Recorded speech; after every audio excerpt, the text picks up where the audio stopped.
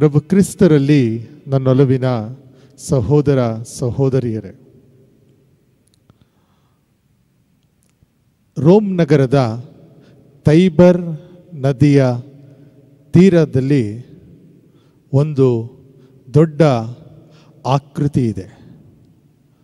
ಆ ಆಕೃತಿ ರೋಮನ್ ಪುರಾಣ ದೇವತೆಯ ಆಕೃತಿಯಾಗಿದೆ. ಆ ದೇವತೆಯ ಹೆಸರು ಜಾನುಸ್. ಈ ಜಾನುಸ್ ಎನ್ನುವ ದೇವತೆಯ ಹೆಸರಿನಿಂದಲೇ ನಾವು ನೋಡುತ್ತೇವೆ, ವರ್ಷದ ಮೊದಲನೆಯ ತಿಂಗಳು ಜನವರಿ ಬಂದಿರುವಂಥದ್ದು. ಈ ಜಾನುಸ್ ಎನ್ನುವ ದೇವತೆ ರೋಮನರ ಉಗಮ ದೇವತೆ, ಗಾಡ್ ಆಫ್ ದ ಬಿಗಿನಿಂಗ್ಸ್. ಈ ವಿಶೇಷವಾದಂತಹ ಆಕೃತಿ ಹೇಗೆ ನಿರ್ಮಾಣವಾಗಿದೆ ಅಂತ ಹೇಳಿದರೆ, ಆ ಆಕೃತಿಗೆ ಒಂದೇ ತಲೆ ಇದೆ, ಆದರೆ ಎರಡು ಮುಖಗಳು. ಒಂದು ಮುಖ ಒಬ್ಬ ಯೌವನಸ್ಥನ ಮುಖವಾಗಿದ್ದರೆ, ಮತ್ತೊಂದು ಮುಖ ಒಬ್ಬ ವಯಸ್ಸಾಗಿರುವಂಥ ವ್ಯಕ್ತಿಯದ್ದಾಗಿದೆ. ಹೇಗೆ ಹೀಗೆ ಎಂದು ನೋಡಿದಾಗ, ವಯಸ್ಸಾಗಿರುವಂತಹ ವ್ಯಕ್ತಿಯ ಮುಖ ಅದು ಹಿಂದಕ್ಕೆ ತಿರುಗಿ ನೋಡ್ತಾ ಇದ್ದರೆ, ಅದೇ ರೀತಿಯಲ್ಲಿ ಯುವಕನ ಮುಖ ಮುಂದೆ ನೋಡ್ತಾ ಇದೆ. ಆ ವಯಸ್ಸಾಗಿರುವ ವ್ಯಕ್ತಿ ಹಳೆಯದನ್ನು ನೋಡ್ತಾ ಇದ್ದಾನೆ, ಹಿಂದೆ ಏನೇನು ನಡೀತು ಎನ್ನುವುದನ್ನು ನೆನಪು ಮಾಡಿಕೊಳ್ತಾ ಇದ್ದರೆ, ಈ ಮುಂದಿರುವಂತಹ ಮುಖ ಭವಿಷ್ಯದ ಬಗ್ಗೆ ಆಲೋಚನೆಯನ್ನು ಮಾಡ್ತಾ ಇದೆ. ಇವತ್ತು ನಾವು ಆಗಮನ ಕಾಲವನ್ನು ಆರಂಭಿಸ್ತಾ ಇದ್ದೇವೆ. ಈ ಆಗಮನವ ಕಾಲವೂ ಕೂಡ ಈ ರೀತಿ ಎರಡು ವಿಷಯಗಳನ್ನು ನಮ್ಮ ನೆನಪಿಗೆ ತರುತ್ತದೆ. ಮೊಟ್ಟ ಮೊದಲನೆಯದಾಗಿ, ನಾವು 2000 ವರ್ಷಗಳ ಹಿಂದೆ ಪ್ರಭು ಯೇಸು ಕ್ರಿಸ್ತರು ಜನಿಸಿದ ವಿಚಾರವನ್ನು ನೆನಪಿಸಿಕೊಳ್ಳುತ್ತೇವೆ.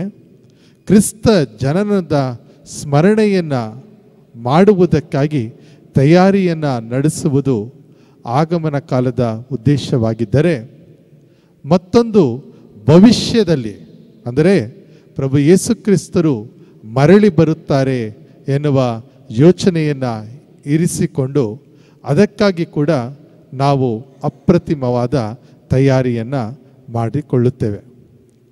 ಪ್ರೀತಿಯ ಸಹೋದರ ಸಹೋದರಿಯರೇ, ನಮ್ಮ ವಿಶ್ವಾಸ ಪ್ರಮಾಣದಲ್ಲಿ ನಾವು ಇಟ್ಟಿರುವಂತಹ ನಂಬಿಕೆಯನ್ನು, ಆ ನಂಬಿಕೆಯಾಗಿದೆ ಪ್ರಭು ಯೇಸು ಕ್ರಿಸ್ತರು ಮೃತರನ್ನು ಹಾಗೂ ಜೀವಿಸುತ್ತಿರುವವರನ್ನು ಅವರಿಗೆ ನ್ಯಾಯವನ್ನು ತೀರಿಸಲು ಮತ್ತೆ ಹಿಂತಿರುಗಿ ಬರುತ್ತಾರೆ ಅಂತ ಹೇಳಿ. ಈ believe in the second coming of Jesus Christ.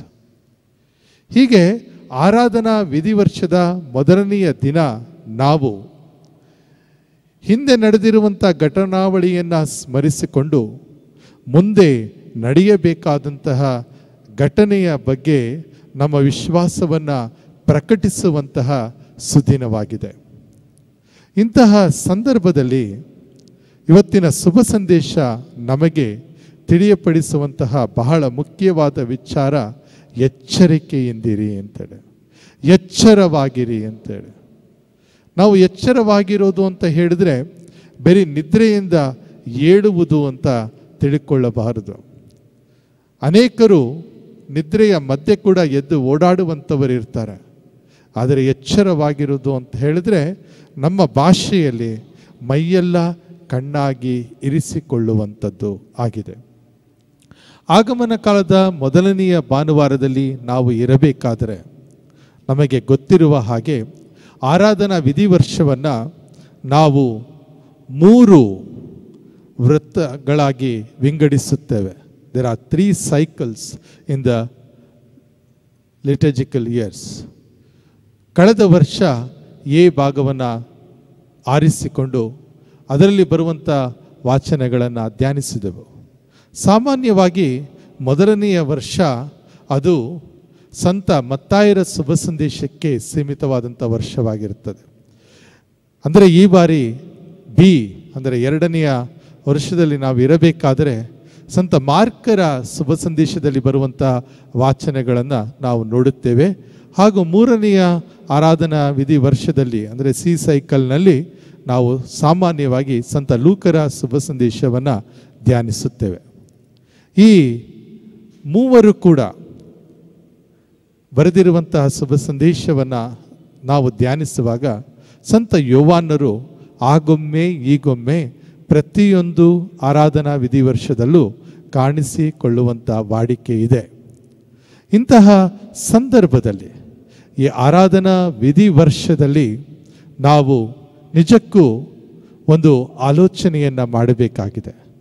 ಮೊಟ್ಟ ಮೊದಲ ಸಂದೇಶ ಏನು ಅಂತ ಹೇಳಿದರೆ, ನಾವೆಲ್ಲರೂ ಕೂಡ ಎಚ್ಚರಿಕೆಯಿಂದ ಇರಬೇಕು, ಎಚ್ಚರವಾಗಿ ಇರಬೇಕು. ಯಾಕಂತ ಹೇಳಿದರೆ ಪ್ರಭು ಯೇಸು ಕ್ರಿಸ್ತರು ಯಾವಾಗ ಹಿಂತಿರುಗಿ ಬರುತ್ತಾರೆ ಎನ್ನುವುದು ನಮಗೆ ಗೊತ್ತಾಗುವುದಿಲ್ಲ. ಆ ಗಳಿಗೆಯಾಗಲಿ ಆ ಸಮಯವಾಗಲಿ ಅದು ನನಗೂ ಕೂಡ ಗೊತ್ತಿಲ್ಲ ಅಂತ ಹೇಳಿ ಪ್ರಭು ಯೇಸು ಕ್ರಿಸ್ತರು ಹೇಳುವಂಥ ಉಲ್ಲೇಖವನ್ನು ನಾವು ಆಲಿಸಿದ್ದೇವೆ. ಈ ದಿನ ಈ ವಾಕ್ಯವನ್ನು ನಾವು ಧ್ಯಾನಿಸ್ತಾ ಇರಬೇಕಾದರೆ ಯಾವ ರೀತಿಯಲ್ಲಿ ಒಬ್ಬ ವ್ಯಕ್ತಿ ಎಚ್ಚರಿಕೆಯಿಂದಿರಲು ಸಾಧ್ಯ ಅಂತ ಹೇಳಿ, ಬರೀ ನಿದ್ರೆಯಿಂದ ಎದ್ದ ತಕ್ಷಣ ಇದು ಸಾಧ್ಯವಾಗುತ್ತದೆಯೇ? ಇಲ್ಲ. ಬದಲಾಗಿ ಆ ದೇವರ ಆಗಮನಕ್ಕಾಗಿ, ಪ್ರಭು ಯೇಸು ಕ್ರಿಸ್ತರ ಪುನರಾಗಮನಕ್ಕಾಗಿ ನಾವು ಸಂಪೂರ್ಣವಾದ ತಯಾರಿಯನ್ನು ಮಾಡಿಕೊಂಡು ಇರುವಂಥದ್ದು. ಅದು ಯಾವ ರೀತಿಯ ತಯಾರಿ ಅಂತ ಹೇಳಿದರೆ, ಕಳೆದ 2 ವಾರಗಳ ಹಿಂದೆ ನಾವು ಆಲಿಸಿದಂಥ ವಾಕ್ಯವನ್ನು ಸ್ಮರಣೆ ಮಾಡಿಕೊಳ್ಳೋಣ. 10 ಜನ ಕನ್ಯೆಯರು ಮದುವಣಿಗನನ್ನು ಭೇಟಿ ಮಾಡಲು ಹೋದಾಗ ಅಲ್ಲಿ ನಡೆಯುವಂತಹ ಘಟನೆ ಏನು? ಇಬ್ಬರೂ ಕೂಡ ದೀಪವನ್ನು ಹೊತ್ತುಕೊಂಡು ಹೋಗ್ತಾರೆ. ಆದರೆ ಒಬ್ಬರು ಆ ದೀಪದ ಜೊತೆಗೆ ಎಣ್ಣೆಯನ್ನು ತೆಗೆದುಕೊಂಡು ಹೋಗ್ತಾರೆ. ಮತ್ತು ಉಳಿದ 5 ಜನ ಅವರು ಆ ದೀಪವನ್ನು ಮಾತ್ರ ತೆಗೆದುಕೊಂಡು ಹೋಗುತ್ತಾರೆ. ದೀಪವನ್ನು ಹಾಗೂ ಎಣ್ಣೆಯನ್ನು ತೆಗೆದುಕೊಂಡಂತಹ ವ್ಯಕ್ತಿಗಳಿಗೆ ಮದುವಣಿಗನನ್ನು ಸಂಧಿಸಲು, ಆತನ ಜೊತೆಗೆ ಔತಣವನ್ನು ಮಾಡಲು ಅವಕಾಶ ದೊರೆಯುತ್ತದೆ. ಯಾರು ಸರಿಯಾದ ತಯಾರಿಯನ್ನು ಮಾಡಿರುವುದಿಲ್ಲವೋ ಅವರಿಗೆ ಆ ಅವಕಾಶ ದೊರೆಯುವುದಿಲ್ಲ. ನಾವು ಕೂಡ ಕ್ರಿಸ್ತ ಜಯಂತಿಗಾಗಿ ಸಿದ್ಧರಾಗುವಂತಹ ಸಂದರ್ಭದಲ್ಲಿ, ಅಂದರೆ ಆಗಮನ ಕಾಲದಲ್ಲಿ ಈ ರೀತಿಯ ತಯಾರಿಯನ್ನು ಮಾಡುವುದಕ್ಕೆ ದೇವರೇ ಒದಗಿಸಿರುವಂಥ ಅವಕಾಶ ಇದಾಗಿದೆ. ಯಾಕೆ ನಾವು ಈ ಸಂದರ್ಭದಲ್ಲಿ ಈ ನೇರಳೆ ಬಣ್ಣದ ಬಟ್ಟೆಯನ್ನು ಧರಿಸುತ್ತೇವೆ ಅನ್ನುವ ಆಲೋಚನೆಯನ್ನು ಕೂಡ ಮಾಡಬೇಕಾಗಿದೆ.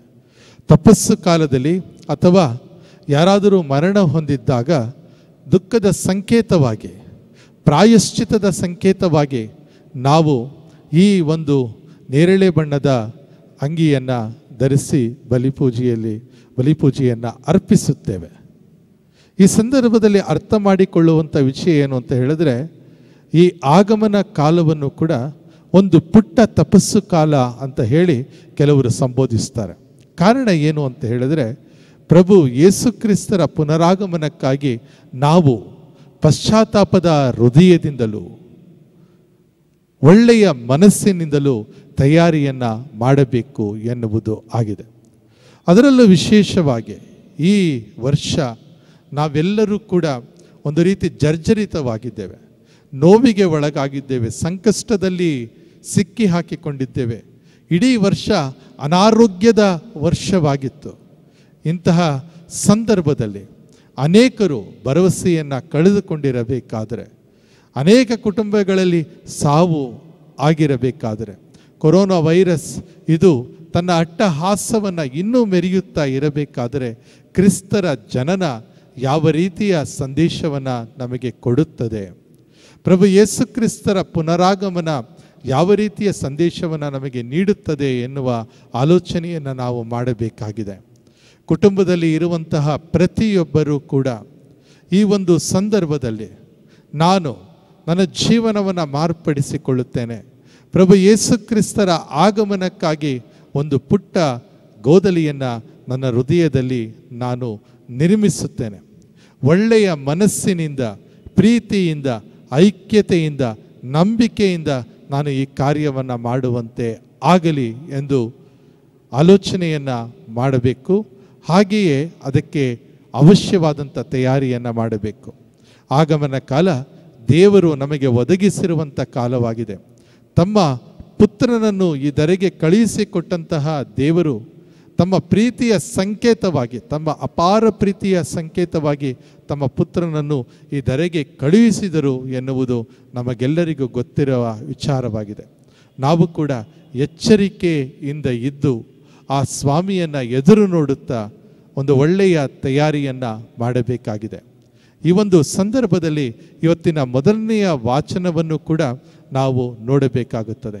ಆ ಮೊದಲನೆಯ ವಾಚನದಲ್ಲಿ ಆ ಕರ್ತೃ ಯೆಶಾಯ ಪ್ರವಾದಿ ಎಷ್ಟೊಂದು ಸುಂದರವಾಗಿ ದೇವರ ಹಾಗೂ ತಮ್ಮ ಸಂಬಂಧದ ಬಗ್ಗೆ ತಿಳಿಯಪಡಿಸ್ತಾರೆ. ಯಾವ ರೀತಿಯ ಆಲೋಚನೆಗಳು, ಒಬ್ಬ ಮನುಷ್ಯನ, ಸಾಧಾರಣ ಮನುಷ್ಯನ ರೀತಿಯ ಆಲೋಚನೆಯನ್ನು ಮಾಡ್ತಾನೆ. ಯಾಕೆ ದೇವರೇ ಈ ರೀತಿ ನಾನು ತಪ್ಪನ್ನು ಮಾಡುವುದಕ್ಕೆ ನೀನು ಅವಕಾಶವನ್ನು ಮಾಡಿಕೊಡ್ತೀಯಾ ಅಂಥೇಳಿ. ಕೊನೆಗೆ ಇದೆಲ್ಲ ಆದ ನಂತರ ಆತ ನುಡಿಯುವಂತಹ ಮಾತು ಏನು ಅಂತ ಹೇಳಿದರೆ, ನಾವಾದರೂ ಜೇಡಿಮಣ್ಣು, ನಾವಾದರೂ ಜೇಡಿಮಣ್ಣು, ನೀವು ಕುಂಬಾರ ಅಂತ ಹೇಳಿ. ಅಂದರೆ ದೇವರು ನಮ್ಮನ್ನು ನಿಜಕ್ಕೂ ತನ್ನ ಕೈಕೃತಿಯಾಗಿ ಮಾರ್ಪಡಿಸುತ್ತಾರೆ. ಸರಿಯಾದ ತಯಾರಿಯನ್ನು ನಾವು ಮಾಡಿಕೊಂಡಾಗ, ಪ್ರಭುವಿನ ಪುನರಾಗಮನಕ್ಕಾಗಿ ನಿರೀಕ್ಷಿಸುವ ಮಕ್ಕಳಾಗಿ ಒಳ್ಳೆಯ ಮನಸ್ಸಿನಿಂದ ಸಿದ್ಧತೆಯನ್ನು ಮಾಡಿದಾಗ, ನಾವು ಜೇಡಿಮಣ್ಣು ಆಗಿದ್ದರೂ ಪರವಾಗಿಲ್ಲ, ಆ ದಯಾಮಯ ದೇವರು ಅದರ ಸಂಪೂರ್ಣವಾದ ಉಪಯೋಗವನ್ನು ಮಾಡಿಕೊಂಡು ನಮ್ಮನ್ನು ಕೂಡ ಅವರು ಒಂದು ಒಳ್ಳೆಯ ತಮ್ಮ ಕೈಕೃತಿಯಾಗಿ ಮಾರ್ಪಡಿಸುತ್ತಾರೆ. ಇದರಲ್ಲಿ ಸಂದೇಹವೇ ಇಲ್ಲ.